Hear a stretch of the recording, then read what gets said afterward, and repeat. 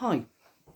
Earlier on today, I sent a really jocular, fun kind of idea to save the nation, um, aimed at taking the piss out of Zach Polanski, and he more than deserves it. He's really consolidating the left wing youth vote on the most impossible of things. I'm going to make something really, really clear. I love my country and I love my citizens. I love the people who make up England. It doesn't matter what race, creed, or what have you. If you're hardworking and you're all about money, which is what I am, because without it, we can't survive. So I have set up British Kitchen Think, where we supply ideas to each other and we support each other with ideas as to how we can dig each other out of either we dig each other out of financial mess, either through macro action or micro action. And the micro action is helping each other, and the macro action is sort of government down. You see, what we have at the minute is a huge amount of podcasters that are making observations, doing the journalism and whatever, and that's absolutely perfectly fine.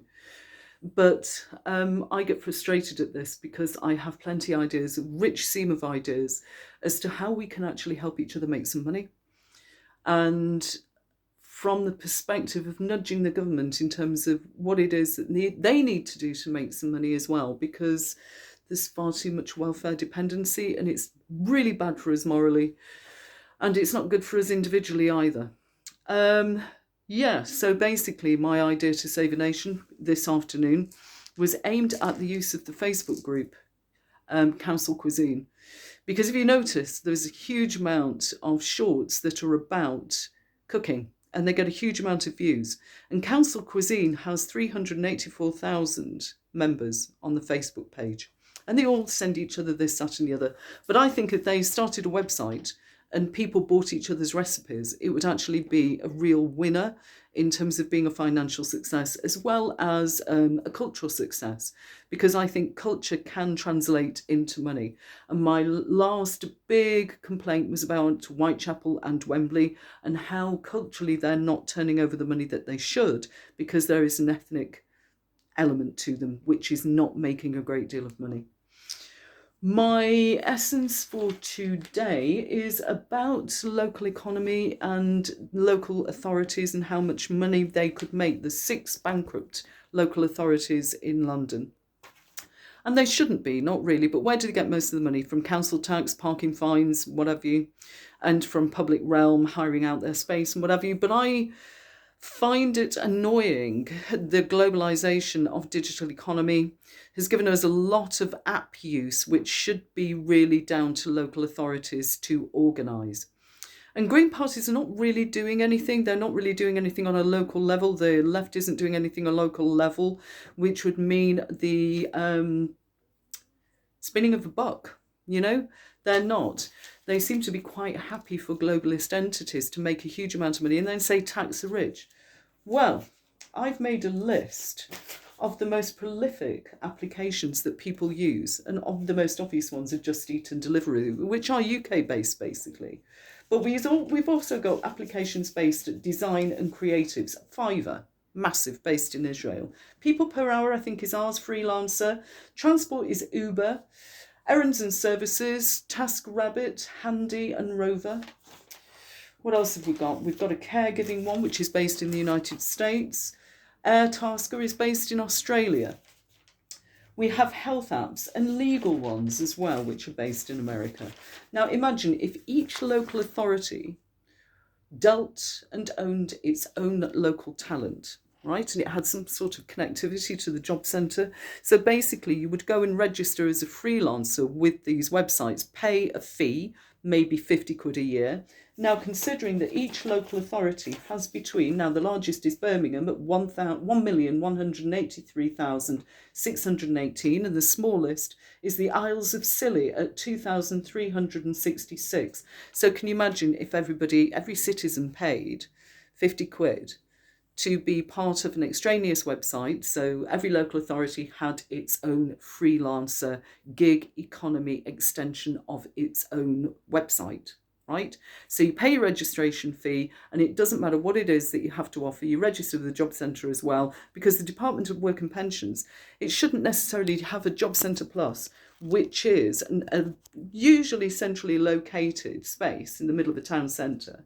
You could go and register as a gig economy person, somebody who has gifts and skills to offer, then automatically be attached to the local government website, pay your fee, and then you have access to everybody who wants your particular gifts and skills.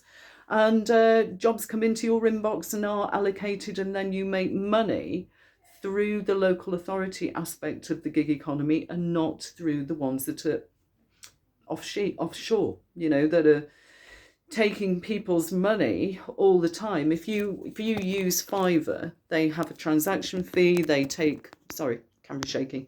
They take a huge amount of money from the person who actually pays for the gig and the person who is actually offering the gig as well. And it could have even bigger and better functions as well as providing advertising. All of the media students that have got nowhere to put their skills. If you had a registration of small businesses that wanted adverts making, this could be a thing that they did and facilitated. Well, this is my idea for today for British Kitchen Think. And this is going on TikTok. And just as a reminder, I'm not going to be open to any comments or whatever. You just share my views. Just share all the videos that I do, even the ones that have a bit of a nasty element to them. And if something is not working financially, I'm going to have a go at it. And it doesn't really matter who gets upset by it. And I switch off notifications because basically we should all be thinking about money and about survival and doing well. So I hope this finds everybody well. I'm going to have an idea, either micro, individual people, or macro for a larger entity every single day for the next up until the end of the year at the very least.